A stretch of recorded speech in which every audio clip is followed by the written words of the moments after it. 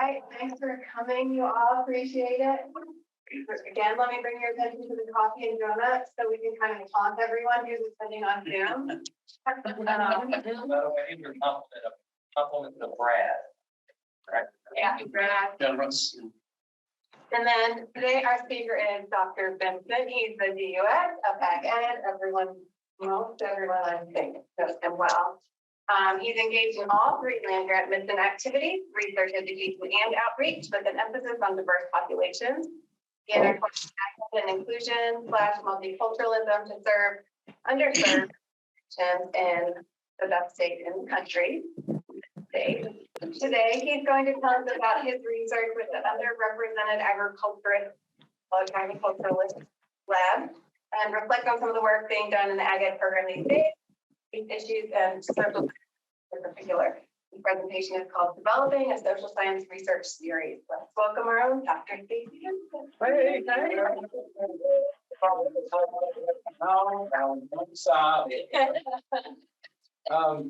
so thank you, and I have this really cool PowerPoint that may or may not work, and we'll start sharing it, if you don't mind. And when I first got hired, Tracy Kitchfoot actually told me, and then Brian went ahead and did the exact same thing. Yeah, get that rolling. Where he said that this department will really help your scholarship, and I really didn't know what he meant by that until I met Dr. Leckman, and everything that I did, he would always say why, and so I constantly had to defend myself, and I have figured out that if I can do a presentation in front of you all, I can do a presentation in front of anybody. And so I appreciate the fact, actually I'm humbled by how many of you all actually decided to come to this. And Gage, thanks for being here. Hope I don't bore you too much. So I want to just give you a snippet of how my research has evolved and maybe sort of how it's become somewhat of addictive there on the third floor. And with that caveat, I will say that I'll thank Dr. Harrison actually for encouraging Rebecca and Brian and I and all the grad students to be on the same floor together, as it has really helped scholarship and sort of this constant spurring of ideas. And I will tell you that I may be saying everything I present, you all may be going, well, this wasn't innovative, Stacy. But it was to me. And honestly, it happened one day while bored at church, probably getting bored there. And the pastor had said that he was, clearly I missed the Sunday prior. And he said, we're on day 2 of my series on blah, blah, blah, blah. Again, I can't remember what the series was on. But I remember him saying this whole series thing. And again, I focused, my brain went off on the series thing. And I go, man, I feel like my scholarship would be better, just like his sermon get better, if I would take a study that I do and then, okay, what's the next step? And then what's the next step? And then what's the next step? And what I have noticed a lot is we mentor these grad students and we hone in on chapter 5 of their thesis, as well as if you're mentoring doctoral students, we hone in on chapter 5. And while this whole preaching series was going on, I was actually working with a grad student, and Karen was really pushing a grad student that I was sharing on their recommendations and really going deeper in the implications. And I come to find out we are great at making a lot of recommendations, And then we just print it, and that's all we do with it. And I go, man, the highest form of scholarship would be if we actually started implementing what we're putting in chapter 5. And instead of just recommending it for the world to go do, actually we start modeling what we're telling people to actually start doing. And so I want to give you an idea of that's what spurred developing a research series. That these things go all the way to the fruition. And I want to share with you some of them that hopefully will spur discussion. Now, I will tell you that all of us are on different spectrums of what you may identify for your faith. But to give you a little insight on historical relevance of Stacy Vincent, I grew up fried chicken eating fire and brimstone foot washing Baptist. Way in the hollers of the little county I grew up in. And there was shouting, testimony, there weren't any snakes. And so I'm used to that. If the spirit gets hold of you and you feel like testifying, please interrupt. Please interrupt. And now as I got married, my wife was Church of Christ. So I grew up Baptist, she grew up Church of Christ. We met in the middle, and now we're Church of Christ. And so feel free to please testify if you get a chance. So I want to start with asking you all this question. Where or when do you do your thinking? And I put in parentheses, this is not a joke, because if I ask this to my wife and I'm thinking of Allie, Nicole, Karen, Rebecca, that this is probably they're like, okay, when do I actually have time to actually think? Because that's what my wife would say to me.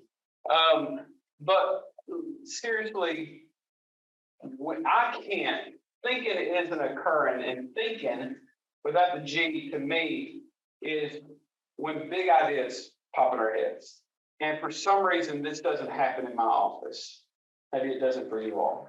And it doesn't happen when I'm with my little girls and we're playing. It doesn't happen when Disney Plus is on.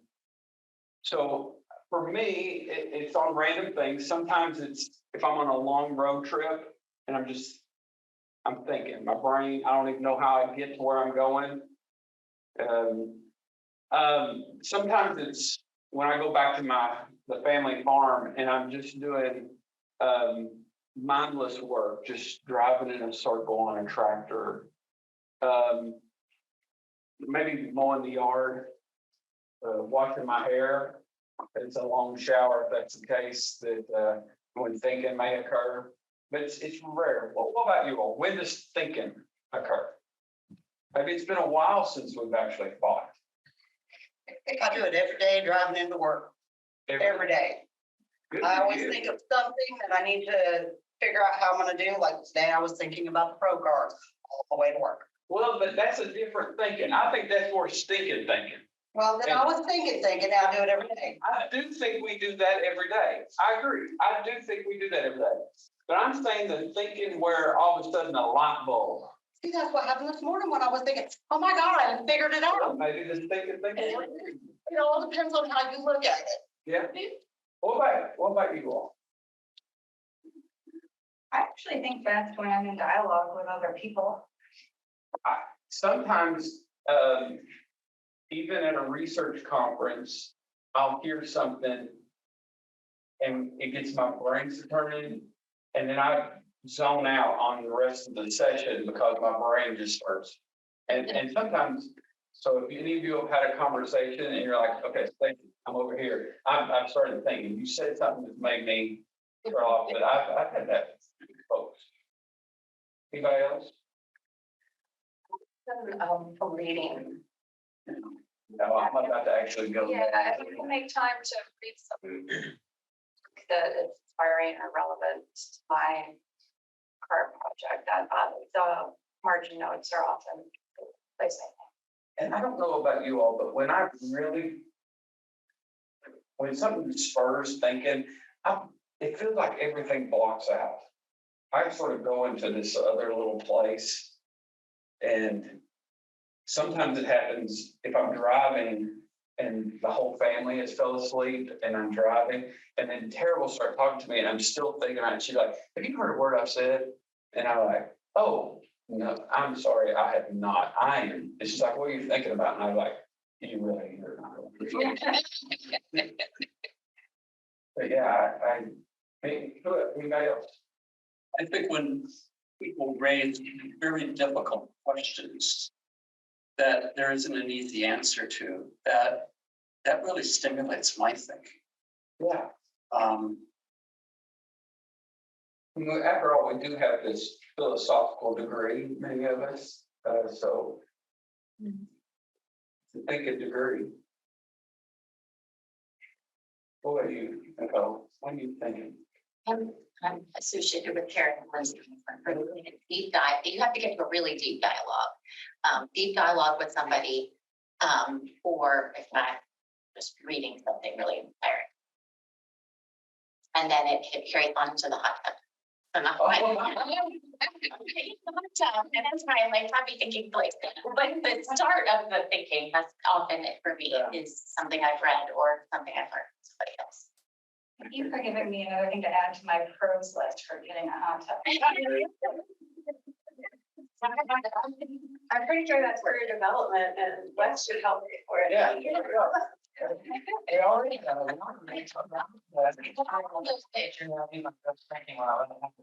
figure it out. Fair enough. You talk about It's very flat. Coming out of my office, quick thinking about it. I'm thinking of a question. What happens to money I'm thinking? You have one? I do, and because it's the wind, it's at 4:30 in the morning. I've got to get up, but my mind isn't clouded with all this other emails and stuff. And actually, nothing is happening on email. I have no other kind of interruptions. Sit down with a cup of coffee, and that's usually when I do the best thinking. It's a challenge to get there. Don't get there every day, but yeah. Sometimes my brain gets a running when I get to thinking I can't sleep. And so I have to distract myself like, okay, I've got to wake up for it. So let me get my brain off this. Let me go to the next slide there. What do you do to pull yourself out of a creative funk? Sometimes I'm going, man, what is the next study I'm going to do? And this for me, Karen, is where I have to go and find a book or a random podcast. I'll just go into the search and I type like psychology and I'll look at what the cool innovative study that they want to talk about, and then I'll hear something or I'll read a book and I'm like, oh man, we did that. That pulled me out of the funk where I'm like, man, I feel like I'm getting complacent. What are ways that you all, yeah. I do have a file where when back to this creative inspiring conversations, when I've had a conversation with someone that's like and it sort of sparked a whole series of creative ideas, I put them in one place so that I can, when I need to go back and find inspiration, which doesn't really happen. But if I have all of that inspiration in that place to go back to. Yeah, I forgot to say this on the last slide. I put a diner in there because I was talking to one person. They said they do their best thinking while they're people watching. They're just sitting there and they're watching people and they go, why are they doing it that way? But, and then all of a sudden their brain just starts to, Rebecca, you're pretty creative. When you get into a funk, how do you pull yourself out of it? I was going to that last night. I was like, I'm usually irritated when I'm at a diner, so I don't do well. And I'm like, hey, did you hear that? Did you hear what they just said? But as far as I go to a book, that's usually where I can, why do we think this way? Why does this happen? And most of those ideas, like you said, I'm a podcast junkie, so they come from different podcasts. Who would have even thought about this? And why were they looking at this? And why did they go there? And then it's like, okay, let me start reading the citations on it. And then, okay, this is where I want to go. It's amazing. If I had some students that 8 to 10 years ago, my students would say Pinterest, and now they say TikTok. And look at this generation, we say books and podcasts. So it is interesting how. And conversation, books. Yeah. Doesn't sound so bad. How do you get yourself out of the phone, right? I think surround myself with people that are idea people Oh, yeah. and really just have conversations with them. I used to have an assistant principal that he was a basketball coach. And he was very creative in his ideas to recruit kids to come to our tech center. And he'd come to me and say, hey, let's talk about this. What do you think? And I say, sounds great, Bart. Go for it. So, because I was the grounded programs guy, you know, Perkins funding, that type of thing. But Bart was kind of my creative guy. So I leaned on a lot of people that was their strength, that they were creative. If you ask your students, I can understand they would say TikTok for this one, but where and what inspires them to really think? I can't imagine TikTok would be the answer to that. No, I agree with that. And Okay. this is what I get when I talk to them about when you're struggling to come up with an idea.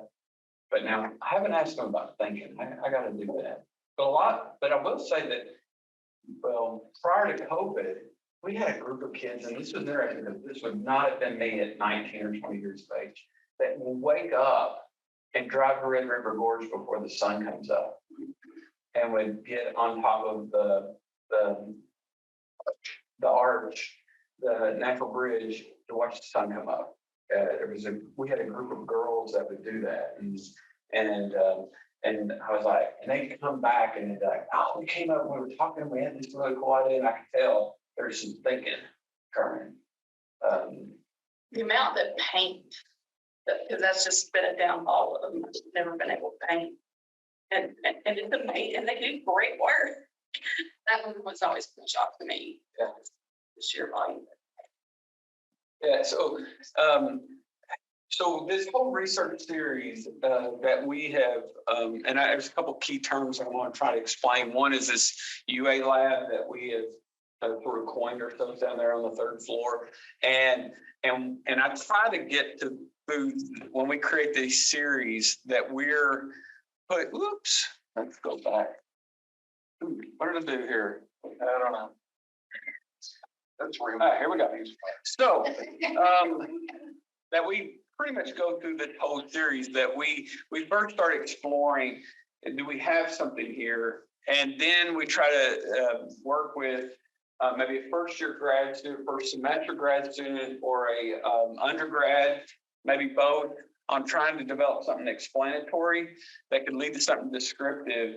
And then by that point in time, we're able to, when students are looking at coming to UK for grad school, we're interested in pitching to them the idea of working with us on a quasi-experimental design study that we hope could lead to some kind of solution implementation. And again, like I said, this may not, may say it's pretty elementary. I'll share. Go ahead. I got a test fact. Yeah, please. And at the bottom, testing the solution. Absolutely. And actually, we're actually doing some of that. And because we don't know when we're doing the quasi with a small sample size, if the solution is better on a larger product. And that's something actually we're about to start doing on one. But I really think as social scientists, especially in a College of Agriculture, where a lot of our colleagues are doing experimental design all the time, and they don't understand these three. I think the more that we can try to create quasi-experimental design studies, the more relevance among some of them that they go, oh, you understand the word control. Yes, we weren't born yesterday. But we also did have to just add fertilize to get there. There's a whole lot more areas. But also, I believe this quasi-experimental design is when we're truly implementing what we're writing in our chapter 5s. We're really starting to say, well, we're recommending it, but theory tells us that this recommendation makes sense.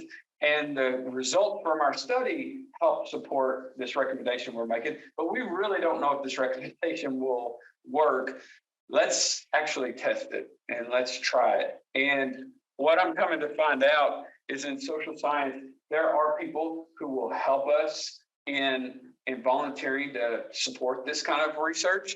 And even if you don't think that they will, and there is a lot of funding out there to support innovative ideas that are quasi-experimental design. And what I'm coming to find out is grad students love to do this kind of research. They really do, because they are so interested in what's going to happen. And so let me give you a couple examples. We've been going down a direction with mental health issues, and this actually, Becky, you can help me, but I think COVID really brought this into play, especially with youth, and it really tags on to the next one as well. But to give you prior to COVID, I had hosted. I got a little money, and we were just trying to, with the Southeast Center for Ag Safety and Injury Prevention, we hosted a bunch of commodity groups. And what we were doing, we were trying to spur creative ideas and thought.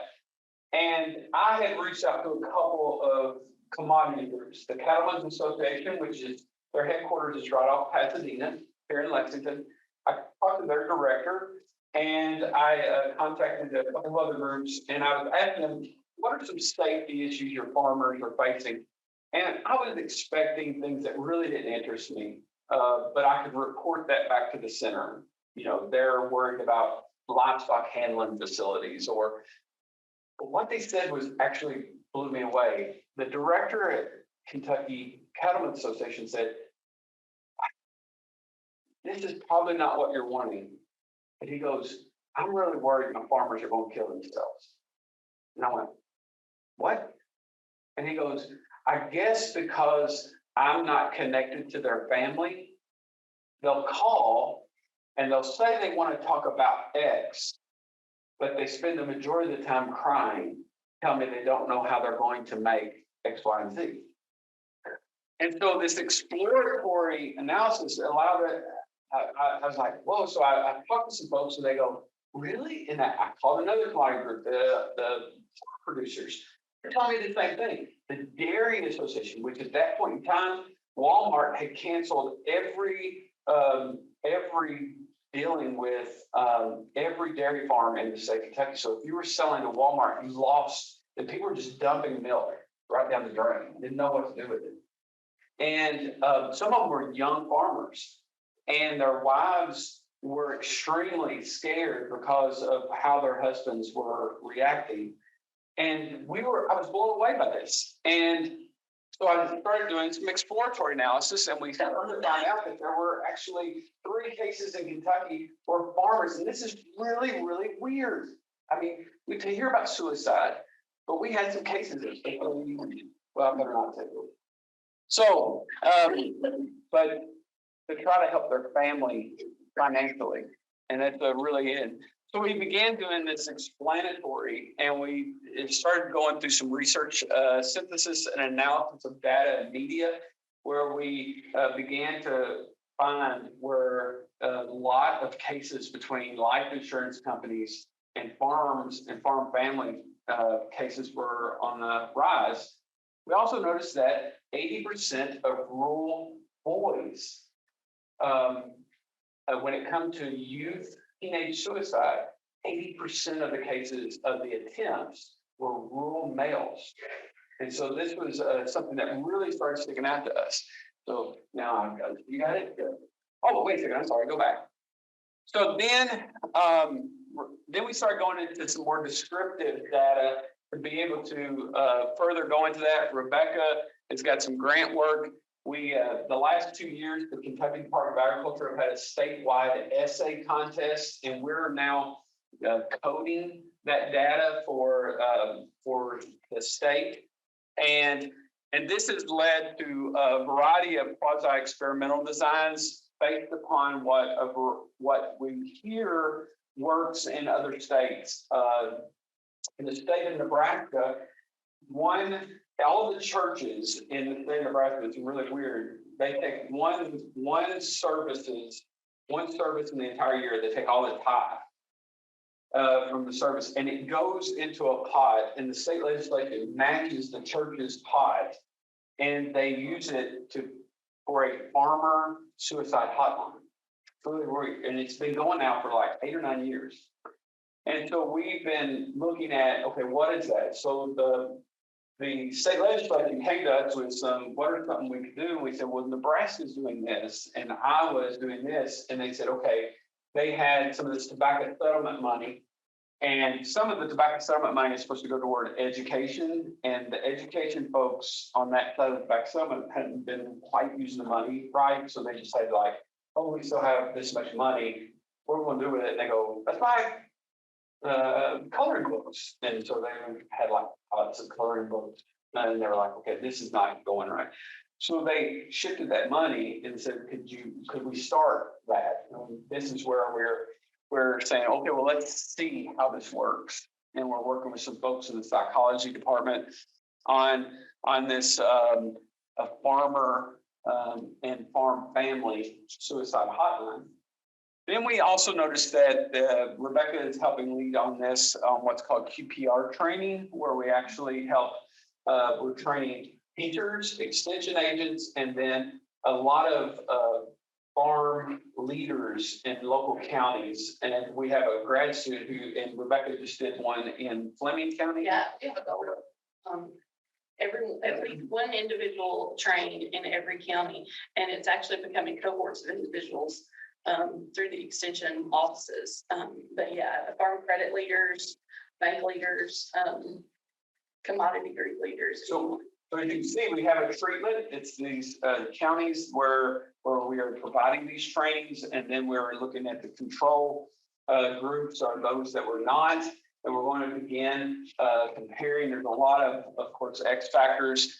We also been looking at this from the military as well as with Alcoholics Anonymous. And so we began by creating what we call a challenge coin.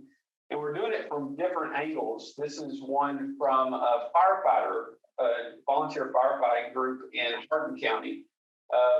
And we told them they do a lot of farm visits.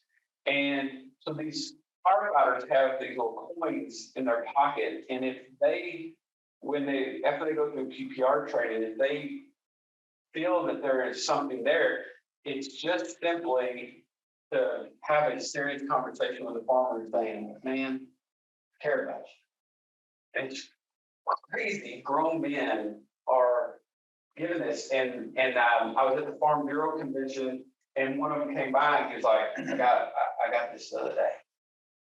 And it's pretty powerful. So we've actually gone a different direction. We've now created one in Jefferson County. This is what the Seneca High School FFA, those high school kids have one. And it was interesting, Seneca was here right before the holiday break, and a kid gave me this, said, hey, thank you for doing this. And I just thought I'd give you one, and he gave me his little spiel. And so I was like, oh, well, hey, I'm making full circle here. And then, of course, now the Southeast Center has created one that we're just distributing to a lot of the commodity groups and so forth. And it really isn't about what the cover is on the backside, it's a little token as well. And so we're testing to see, looking to see, okay, what are we noticing as far as the results of the treatment? Not just with the individuals. Go ahead. So you give them to someone when you're worried about them and you have that conversation? Yeah, it helps open the door for that conversation to occur. Yeah. And so we know, and Rebecca can handle this better than I can, that if the conversation can at least occur, then the individual has a connection that, okay, this is someone I can talk to. And that's the biggest hurdle, is not constantly allowing it to pile up and pile up and pile up and feel like you have no one to talk to. So if you want to add to your... I was just going to say, suicide is the solution to what they feel is an unattainable problem. So a lot of times just having someone that they can go to and talk to. And there's lots of different stigmas based upon the cultures within agriculture, Latina farmers, Black farmers, female farmers, that ultimate pride and intergenerational farmers, is it farm gonna end with me? So a lot of them feel these stressful factors, and they don't know where to go for these resources. So it's a way to start that conversation.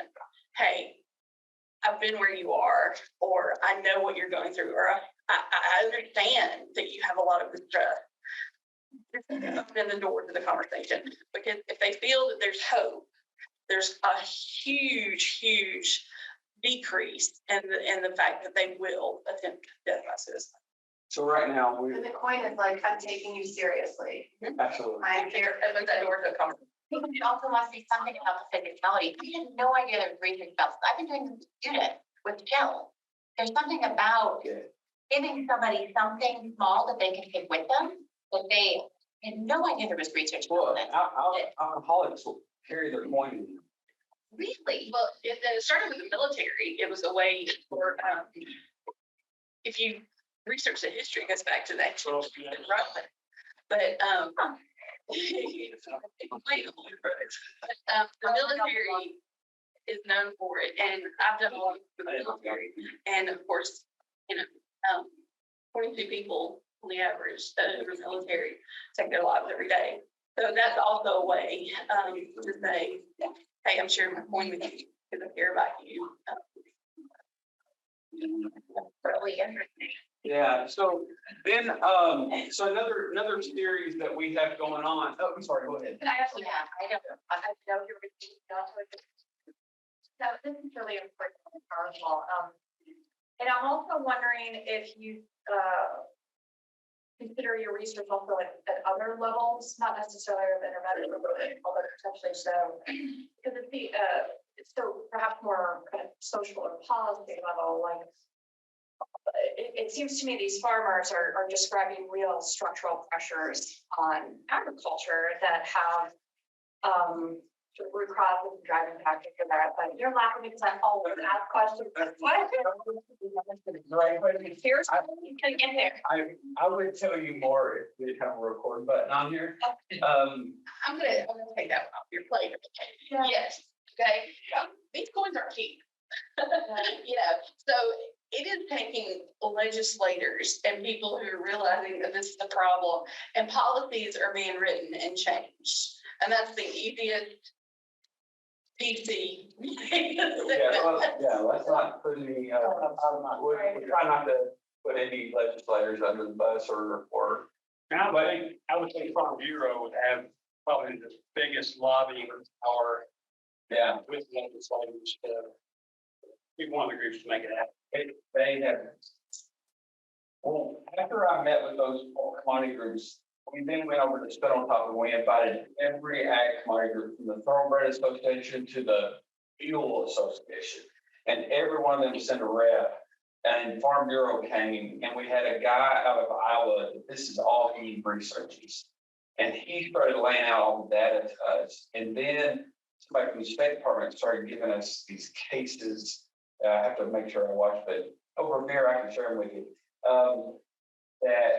Of these farmers that, and this is what's crazy. It's going, what you're saying is it's not like a typical suicide that may be connected to depression or substance abuse. It is, I don't see a better way to help my family. And so not the world would be better without me. This is the only way I can see that I can send my kids to college. That's weird. And how they do it. And then there's Not. violent means and non-violent suicide, and how those come into play with insurance companies.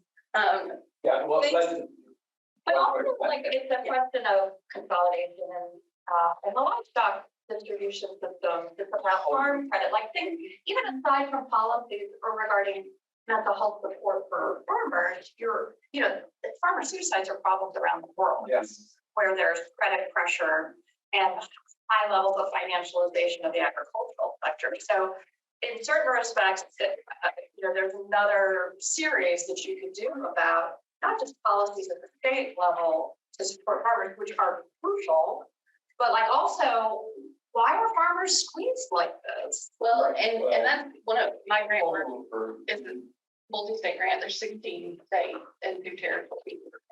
So, yeah.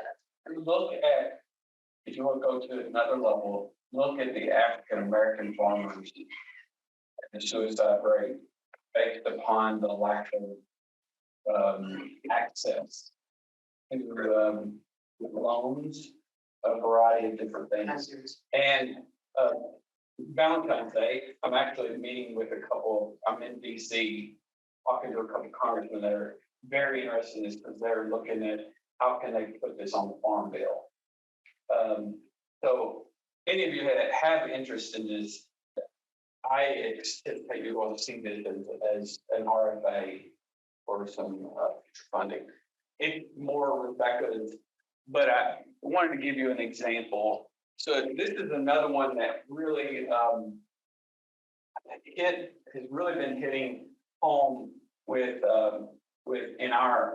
in the ag ed community, maybe secondary education, and now post-secondary education, and COVID has really ramped this up. And it is a concept called where are the boys? And if any of you are raising young men,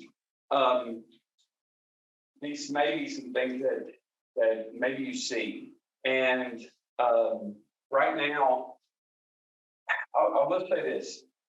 You all may not know this, but now that we've really gotten deep into this research. Most public universities in the United States, and UK is one of them, have dropped below the 40% enrollment. And as psychologists say, this is a very dangerous percentage to be looking at because domestic violence increases when you have a male enrollment that drops below 40%. And that's really, really weird. And it made me go down another rabbit hole as to why that exists.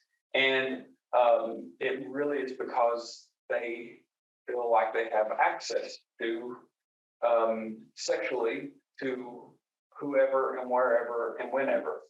And the research and projections of how devastating that could be to society on down the road for females and males is really interesting. And so as a result, we have a dropout rate that is driving. You've always heard males do better in math and science than girls, and girls do better. Actually, that doesn't exist anymore. Girls on every single academic achievement there's a major gap, and it's just doing this between males and females.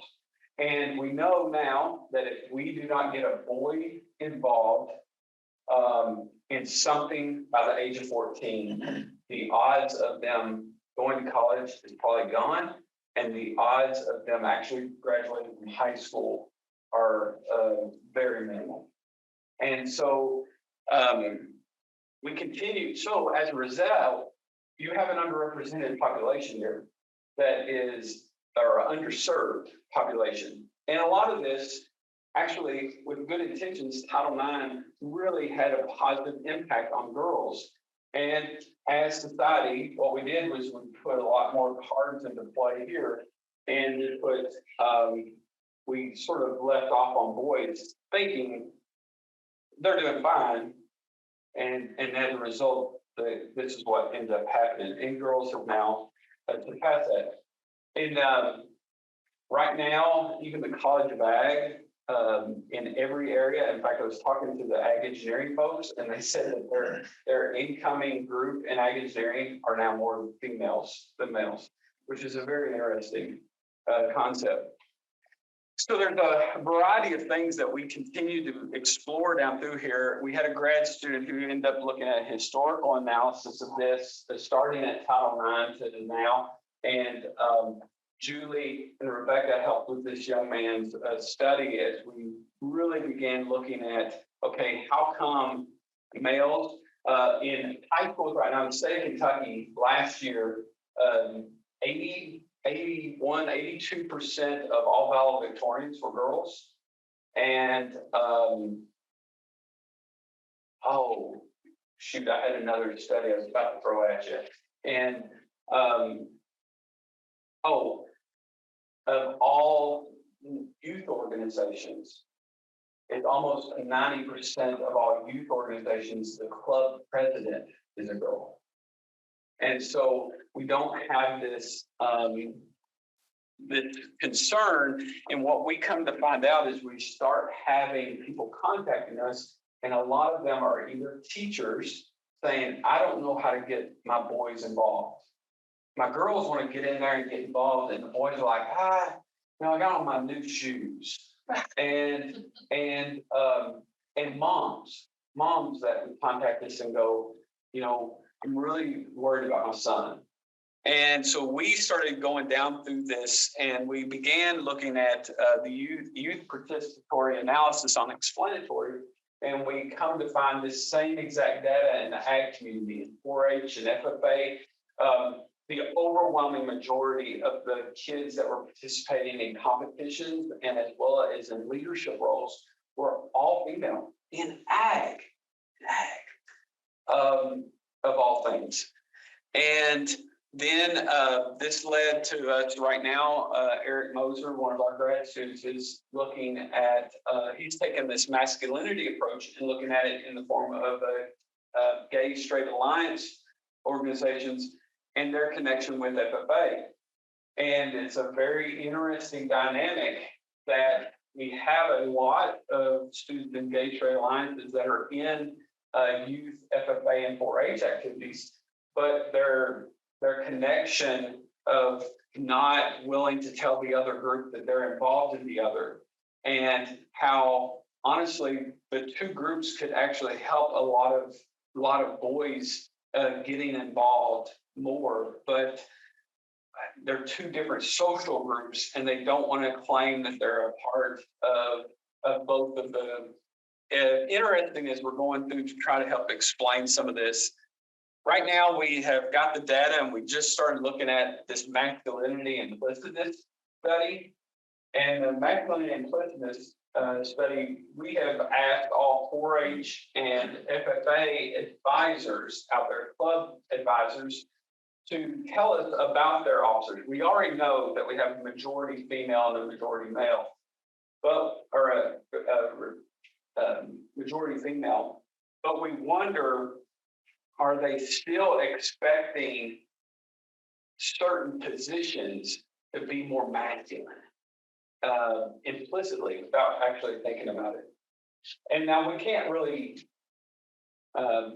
say exactly that that's what they're doing. But what we did was we just simply sent them a very simple questionnaire. There's a masculinity assessment that was created by a scholar out of South Africa. And it literally is terms that they have tested in various countries on what seems to be a perception that reflects more masculinity, and terms and perceptions of someone that being more femininity.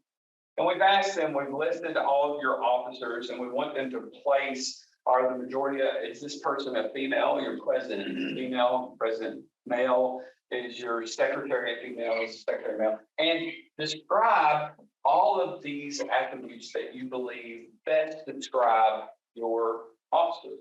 It's very interesting. The overwhelming majority, which I've already shared with you, are the presidents are females.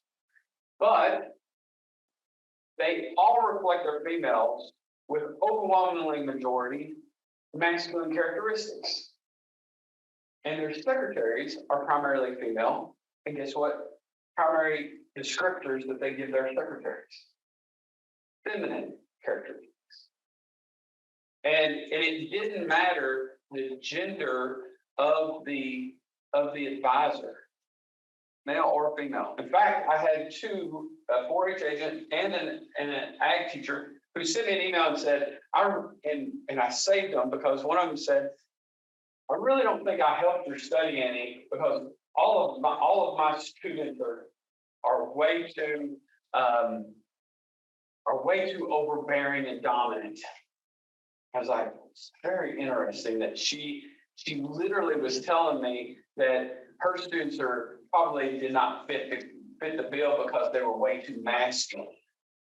And which was exactly what we are hypothesizing that they're doing. Now that tells us that's explaining not explaining, but it's starting to unfold some interesting dynamics that what are they desiring and what do they anticipate and what does society still believe should be in these certain positions, and yet the males are not even filling that role, so they are beginning to treat students how they perceive should be in those roles. It's very interesting. And then as we continue to go into more descriptive, we just did a textbook study where we looked at every textbook, classroom textbook that Pearson, McGraw-Hill, and Cengage have published. And we went through every single page. It's about 54,000 pages and about 7,000 photos and like 700 and some case studies that are in these textbooks. And we looked at the names that, the case study, John or Julie, and then we went to a ethnic as well as a gender, and we defined gender as simply just binary, and then ethnicity we left that wide open, but we separated as white and non-white as far as race. And the search engine that we used allowed what race did this name best associate with.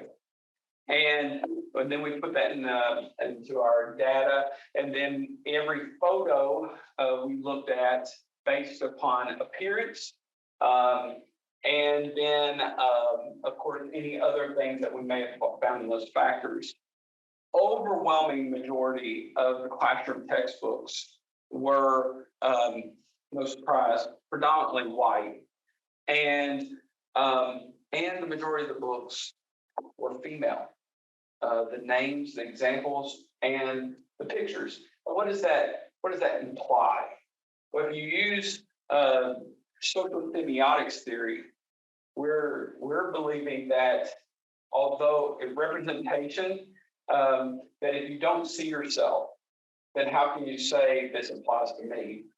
We see this a lot of racial minorities. They say, I don't know if I fit in here. And you say, why? And they go, well, I don't see anyone else in the room that looks like me, or I don't see anything on the walls that looks like me. And well, what if a kid uses the one resource that is in the thing? What's interesting as we continue to dive in this textbook study, Pearson has been under 2 major lawsuits among racial groups saying that the lack of representation. And what we found that actually of all 3, Pearson actually had the highest representation of 34% ethnic or racial minority representation. And Cengage and McGraw-Hill had even less. And these were is very, very interesting as it starts to unfold this dynamic of male and female representation. And then the academic achievement, we're seeing the exact same thing. Well, this led to some quasi-experimental designs. Right now, we started with 40 some schools in Kentucky, where we reached out to them, where we knew that they had at least a 2-teacher agriculture program, and we wanted them to make sure that they had a male and a female teacher. And of those 40, about, I think it was 22 said we want to participate. And then, of course, as you all know, and you start going through the IRB, they start freaking out and saying we aren't going to do it. They are a principal or a guidance counselor. They simply say, we just don't know how to figure this out. And so we had 8 said that they could, and they were from various parts of the state of Kentucky. We met in Hardensburg, and in Hardensburg, they all sit down with us.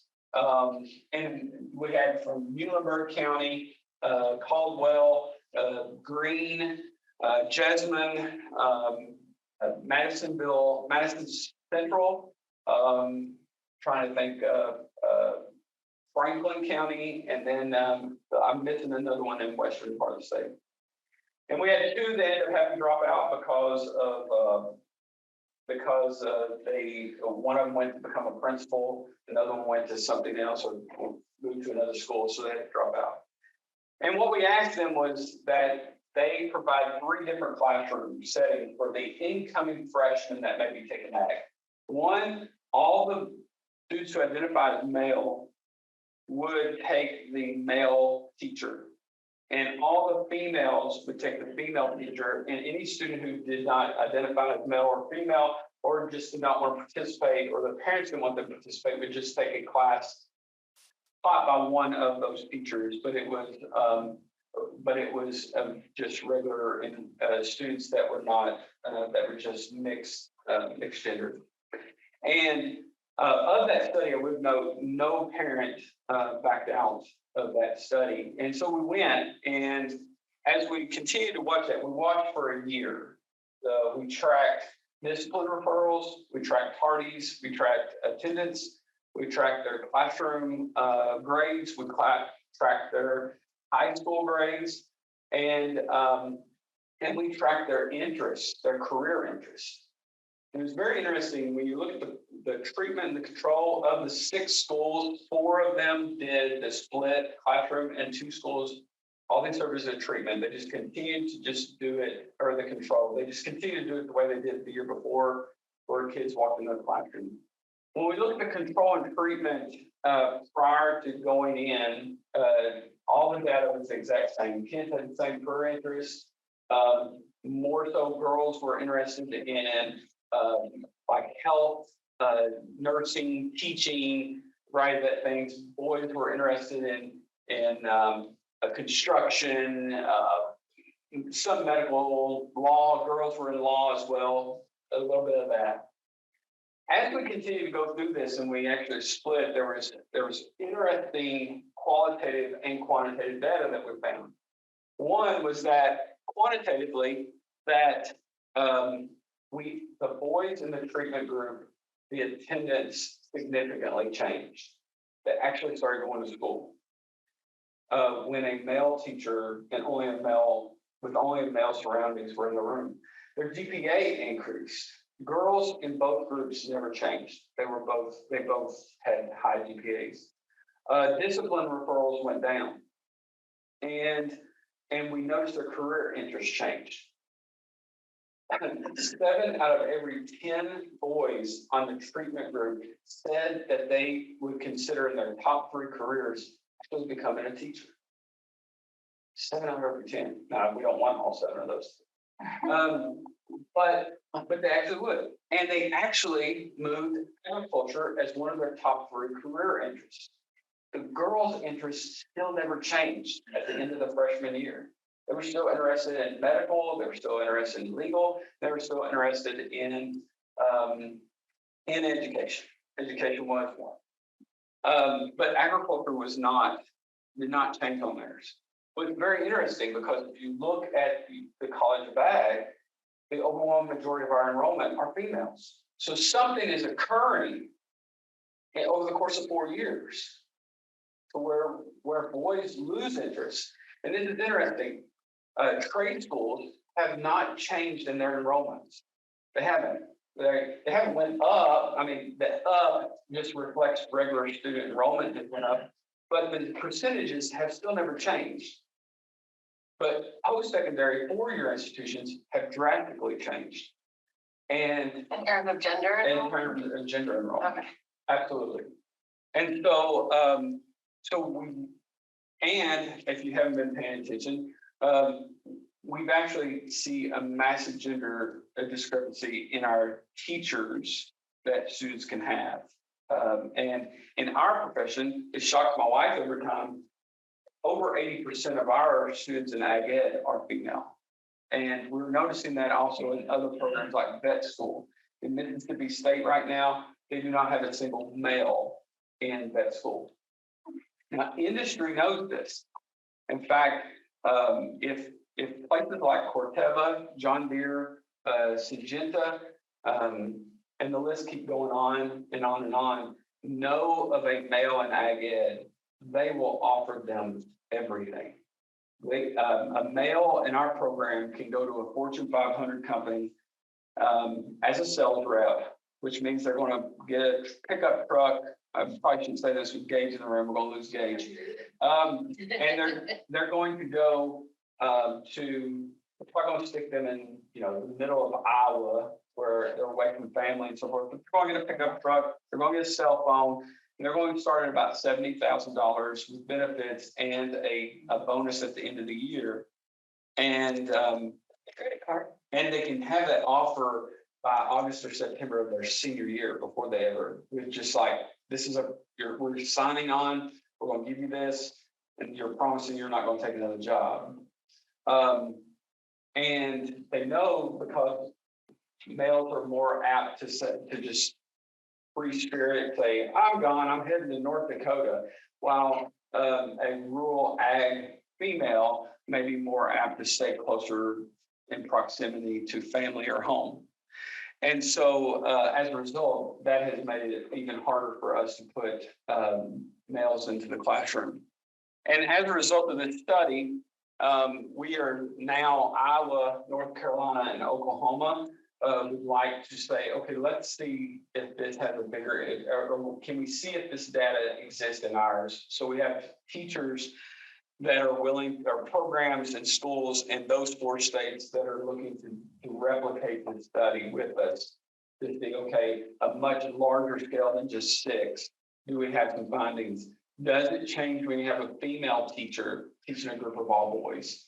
And I think part of the role, as far as this is concerned, is males had a slow transition of females taking ag classes. And when we teach pedagogy, it is this societal who's delivering the information. We have not done any training in teacher preparatory about how to teach the masculinity or how to teach the femininity, but our curriculum has transitioned to more feminine curriculum. We've left a lot. Schools no longer are building shops that are tied to more what males may be interested in, but we have created more courses like floral design and horticulture-based courses that are more, the enrollment shows, has more females enrolled in those courses. And as a result of that, so we're in these solutions, implementations, and developmental stages of that solution, where we're looking more at curriculum delivery and how can we create more classes where teachers are cognizant of masculine delivery techniques and more feminine delivery techniques, and then gender neutral type delivery techniques.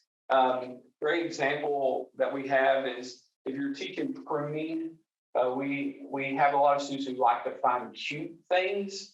And think about those of you who may have a male and a female student or female children. If I'm teaching pruning, which one may be extremely excited to share with you at the dinner table that we cut a tree and then they were actually pruning it and attaching it to another tree and growing 2 trees at the exact same time off of one? Versus the other way that we pruning is we take long pretzel sticks and we shave it and we teach you the pretzels and we tie Twizzlers to it to teach the same concepts of pruning, but we never actually touch a tree. Which one, your son or your daughter wants to talk to you about which one they did at the dinner table?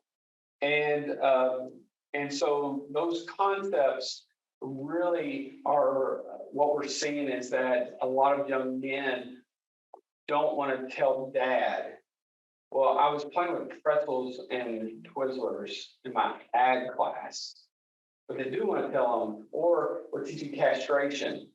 Which one do they want to tell that they actually touched the testicles of a bull and they actually got bloody and they did surgical, or that they used 2 rubber balloons that had Jell-O in it.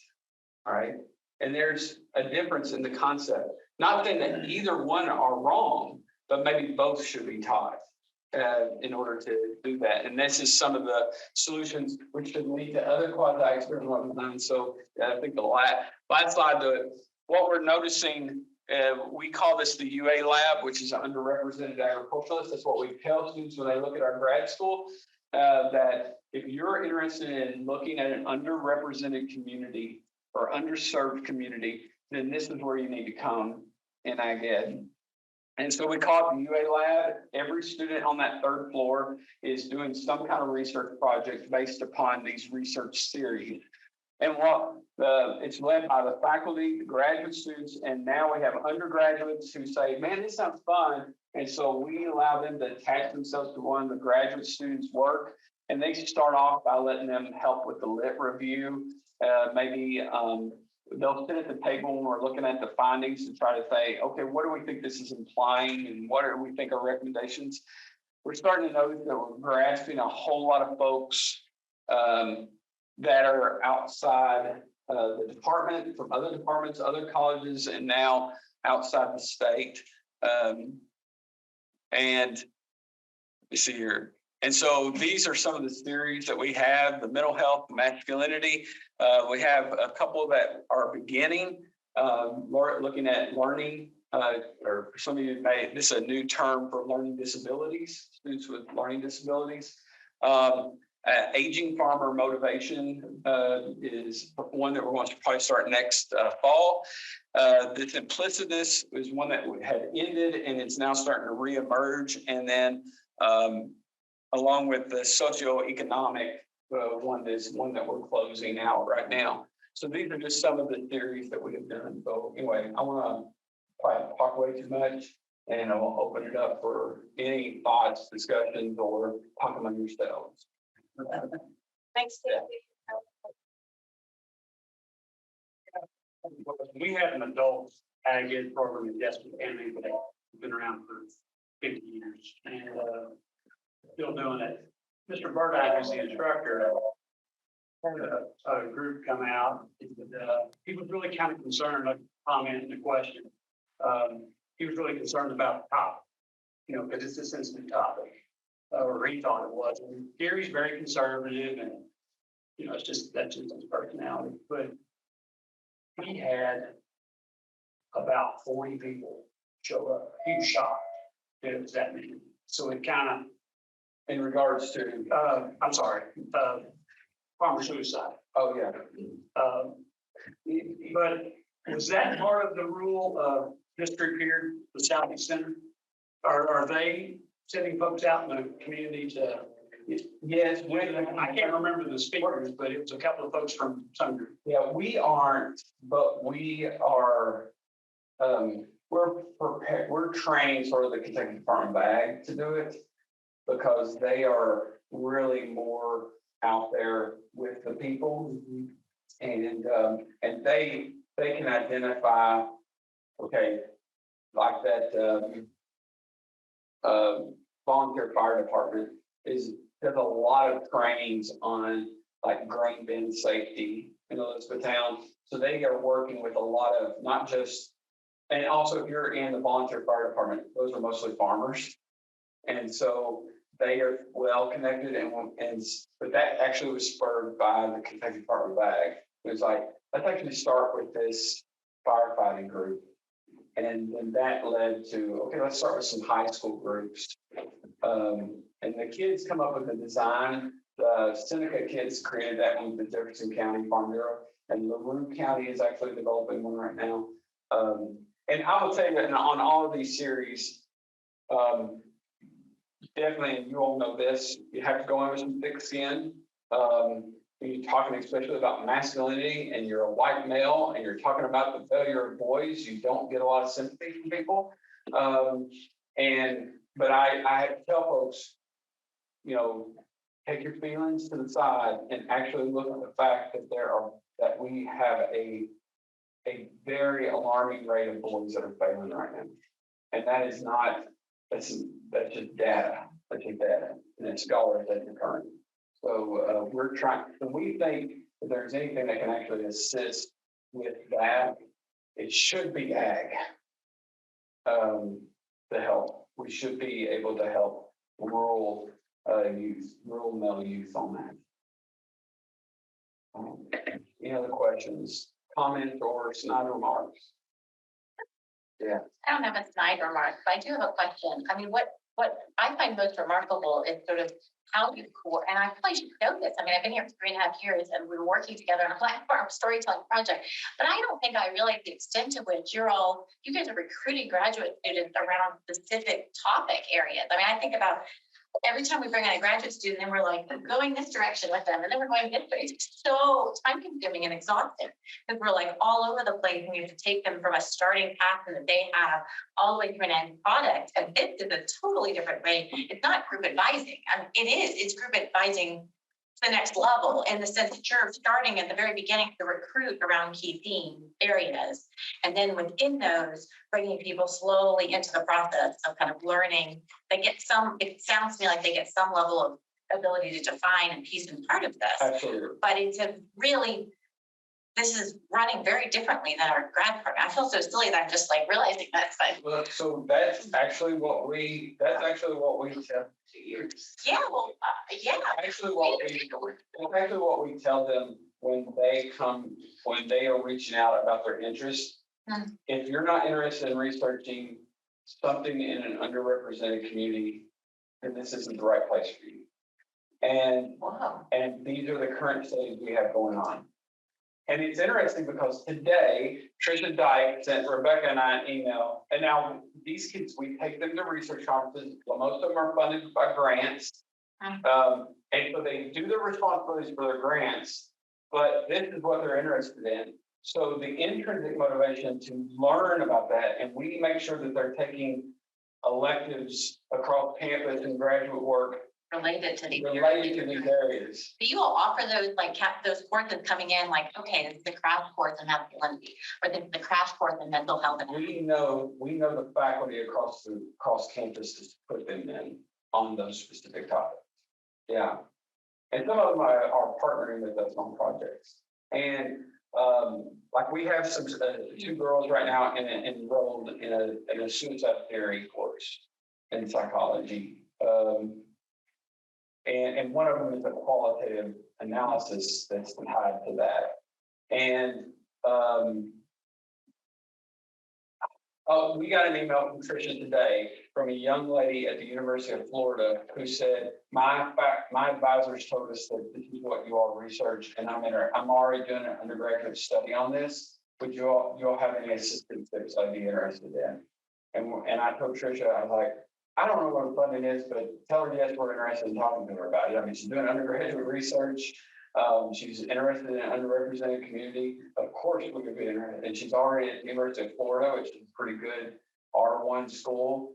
So yeah, let's figure out a way to help her. And we're making another one in 3. Yeah, from the University of Tennessee. So it's a research series. What we found is it helps us stay focused. It helps our VITA. And I know it sounds selfish, but what I mean is that our VITA, as far as research, doesn't look like it's been shot by a shotgun. It looks like it's been shot more with a rifle. And it's amazing the strategists, we can hear them talking, and they're all talking about, I just found this study. And then they just go off on their own on what we do, scholarly discussions. And they're like, it's so interesting. I just read this study that occurred about 6 years ago where blah, blah, blah.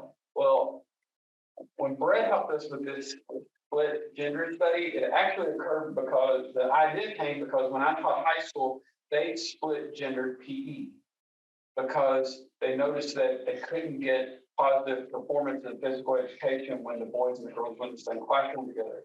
So they split them, and it was like amazing how boys actually didn't care to sweat because there weren't girls that were trying to impress them. And girls felt uncomfortable to do things like push-ups when their shirt may drop below, and boys are trying to look under their shirt and so forth. So they like, okay, let's just split this.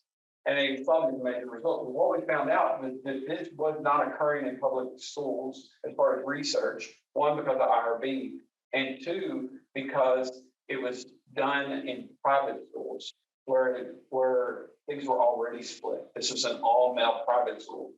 So actually, the study that we conducted is one of less than 10 in the entire nation, not just in ag, but in public school education research.